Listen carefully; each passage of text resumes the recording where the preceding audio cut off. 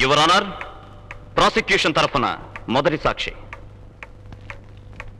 నీ పేరు? సముద్రాలండి. నువ్వేం చేస్తుంటావు? కిళ్ళి కొట్టండి. ఓహో. సెప్టెంబర్ 9వ తేదీ రాత్రి 7:30 గంటలకి నువ్వేం చేస్తున్నావు? కొట్లోనే ఉన్నానండి. ఈ ముద్దాయి హత్య చేస్తుండగా నువ్వు చూసావు కదూ? నేనా? అవును, నువ్వు చూసావు. నువ్వు చూసావు కదూ? అది చూసావు. నువ్వు చూసావు. ఇతనే హత్య చేశాడని చెప్పమని ప్రాసిక్యూషన్ వారు సాక్షిని బలంతం చేస్తున్నట్టు నాకు అనిపిస్తోంది. It's a leading question. No your honour, she doesn't know what objection sustain. Thank you your honour. Okay. హత్య జరిగిన ప్రదేశానికి నువ్వు ఎందుకు వెళ్ళావు? చంపేస్తాను, పొడి చేస్తాను అని ఇతని కేకలేస్తుంటే వెళ్ళానండి. అక్కడ నువ్వేం చూసావు? రక్తం అడుగులో గవర్రాజు గారు గిలగిలా కొట్టుకుంటున్నాడండి. పక్కనే ఇతనేమో కత్తి పట్టుకుని గడగడ వణికిపోతున్నాడండి. That's all your honour. SI గారు, ఫలానా చోట హత్య జరిగిందని మీకెలా తెలుసు? ఓ మనిషి ఫోన్ చేశాడండి. అలా ఎక్కడి నుంచైనా ఫోన్ చేస్తే ఆ విషయం నిజమో కాదో తెలుసుకోకుండా వెళ్ళడం సాంప్రదాయమా? తరచూ హత్య జరిగిన స్థలాల్లో బాధ్యత గల పౌరుడు ఎవరైనా ఉంటే పోలీసులకు ఇన్ఫార్మ్ చేయడం రివాజు. కానీ వాళ్ళు పేరు చెప్పరు, ఎందుకంటే తాము ఇరుక్కుంటామేమోనన్న భయం చేత. అక్కడ మీరేం చూశారు? రక్తం అడుగులో హతుడు, చేతిలో కత్తితో హంతకుడు. That's all mister justice. Doctor. Yes.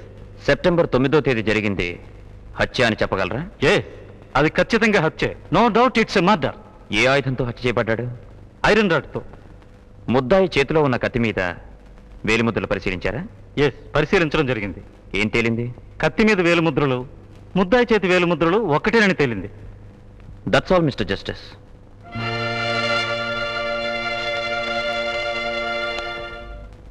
నీ పేరు సముద్రాలు కదా? చెప్పాను కదండి. నీకు కిళ్ళి కొట్టుంది కదా? చెప్పాను కదమ్మా. సెప్టెంబర్ 9వ తారీఖు రాత్రి 7:30 గంటలకు నువ్వు కేక విని హత్య ప్రదేశానికి వెళ్ళావు కదా? చెప్పాను కదమ్మా. పోలీసులకు నువ్వే ఫోన్ చేసావు కదా? చెప్పాను కదండి. అయ్య బాబు, నేను చేయలేదండి, వాళ్ళే వచ్చేశారు. అంటే అక్కడ హత్య జరుగుతుందని ముందే తెలిసి ఎవరో పోలీసులకు ఫోన్ చేశారన్నమాట. That's all your honour. చూడండి ఎస్ఐ గారు, ఫలానా స్థలంలో హత్య జరిగిందని మీకు ఇన్ఫర్మేషన్ ఎవరిచ్చారు? ఓ వ్యక్తి ఫోన్ చేశాడండి. ఫోన్ చేసిన వ్యక్తి వివరాలు మీరు కనుక్కోలేదా? కనుక్కునే లోపలే ఫోన్ కట్ చేశాడండి. మీరు అక్కడికి వెళ్ళేసరికి ఏం జరిగింది? నెత్తూరు మడుగులో హతుడున్నాడు. ముద్దాయి చేతిలో కత్తితో తనే సరెండర్ అయ్యాడు. ఆ కత్తిని స్వాధీనం చేసుకున్నాం. అంటే ముద్దాయి పారిపోకుండా హత్య జరిగిన స్థలంలోనే నిలబడ్డాడు. ఆ కత్తిని మీరు స్వాధీనం చేసుకున్నారు. అవును. హత్య ఆ కత్తితోటే జరిగిందని మీరు చెప్పగలరా? ఆ విషయం డాక్టర్ రిపోర్ట్స్ లో ఉంటుంది.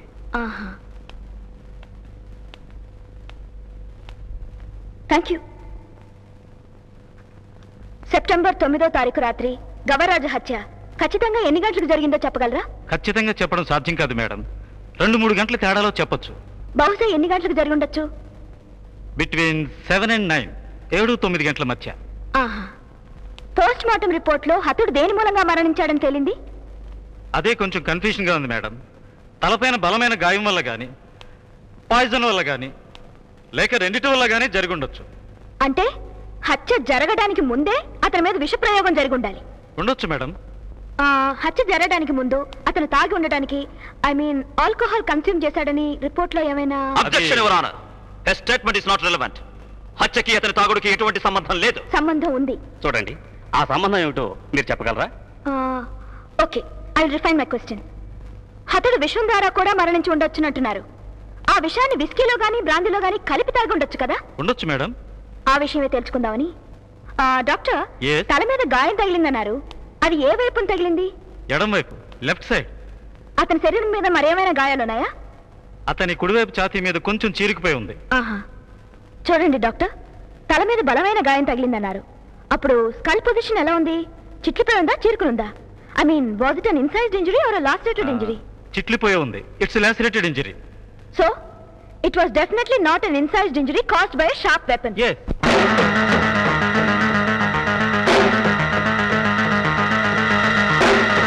Your Honor, అంటే హత్య ప్రదేశంలో ఎస్ఐ గారు రిపోర్ట్ చేసుకున్న ఎగ్జిబిట్ నంబర్ 1 కత్తి. కత్తి ద్వారా గాయం అయితే తల చీరుకుని ఉండాలి. It should have been an incised injury. కానీ డాక్టర్ గారి రిపోర్ట్ లో తల చిట్లినట్టు స్పష్టంగా ఉంది.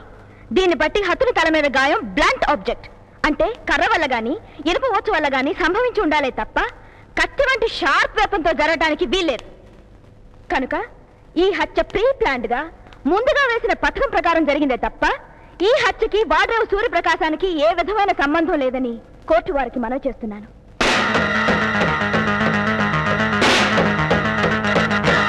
Court is adjourn.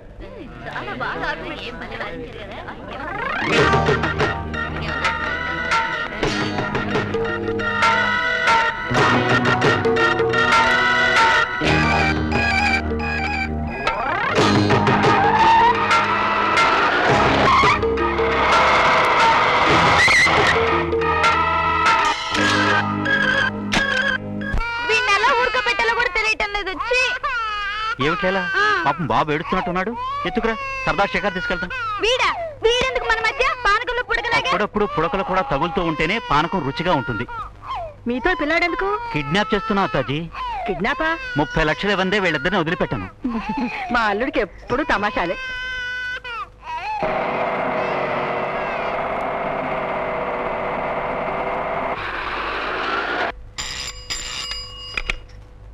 హలో, డబ్బులు లెక్కెడుతున్నారా అత్తాజీ? లేదయ్యా, 24 గంటలు డబ్బేనా? 24 గంటలే కాదు, 48 గంటలు నా ధ్యాస డబ్బు మీదే. అన్నట్టు 30 లక్షలు రెడీ చేశారా? 30 లక్షలా? ఎందుకు? నేను చెప్పానుగా అత్తాజీ, మీ పిల్లల్ని తీసుకువెళ్తున్నాను, డబ్బు ఇస్తే గాని విడిచిపెట్టనని. వేళా కూడా కల్లుడు. నేను ఎప్పుడు వేళకొడలాడదు అత్తాజీ, సీరియస్ గానే చెప్పాను. మీరే సరదాగా తీసుకున్నారు. కావాలంటే మీ మనవడితో మాట్లాడండి. వీడికి మాటలు రావు కదా. సరే, లేదుతో మాట్లాడండి.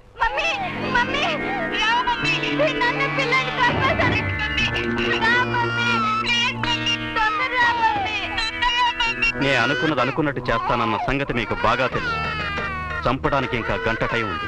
వెంటనే డబ్బు తీసుకో. నేనేం చెప్పినా నవ్వుతూనే చెప్తానని, చెప్పింది కరెక్ట్ గా చేస్తానని మీకు బాగా తెలుసు. కాబట్టి గంట టైం ఇస్తున్నాను.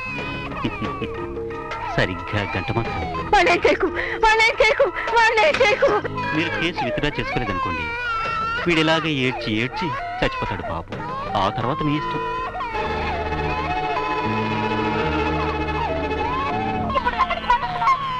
వాల్మీకి నగర్లో మా ఇంట్లోంచి నక్కయ్య గారు, ఇంటి నెంబర్ 19 అండోయ్. సరిగ్గా గంట టైం ఇస్తున్నాను. ఇప్పుడు సమయం సాయంత్రం 4 గంటలు. సరిగ్గా గంట లోపల మీరు నాతో కేసు విత్డ్రా చేసుకున్నట్టు చెప్పాలి. గంట దాటి ఒక క్షణం లేటైనా లాభం లేదండోయ్. మీ పసిపిల్లవాడు ఏడ్చి ఏడ్చి అస్థిపంజరంగా తయారయ్యి మీకు అందజేయబడతాడు. ఆ దుర్మార్గుణ్ణి నమ్మి కొరివితో తలగొక్కున్నాను. దేవత లాంటి కోడల్ని ఇంట్లోంచి గెంటించేశాను. ఆయన అన్నట్టు నాకు పుట్టగతులు లేవురా, పుట్టగతులు లేవు. నాయన, నువ్వు వెళ్ళి నీళ్ళని పిల్లాన్ని ఎలాగైనా కాపాడి తీసుకురా. వెళ్ళు ఆయన.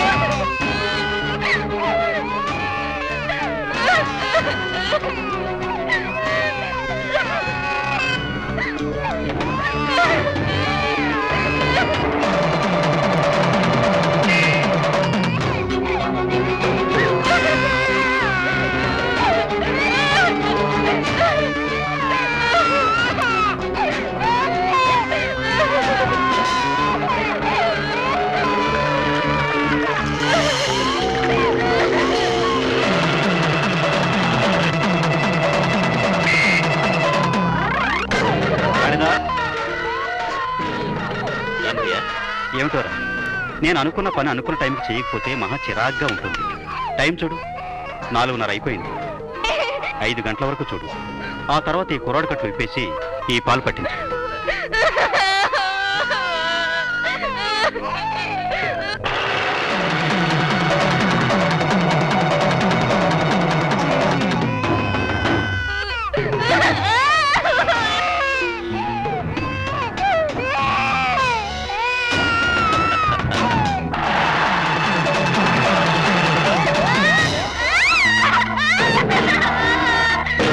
ఇంతవరకు మగాడు వీరు చూడలేదు కదూ.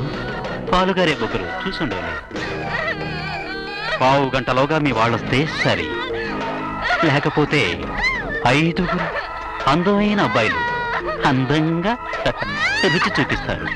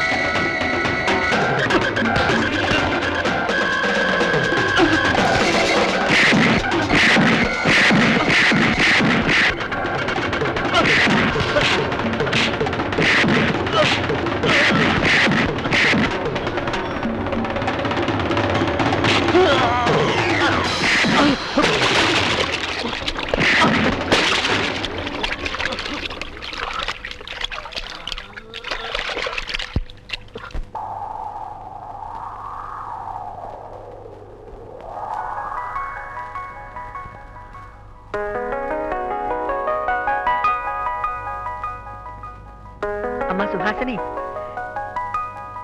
నీ చెయ్యి ఇలాగివ్వమ్మా.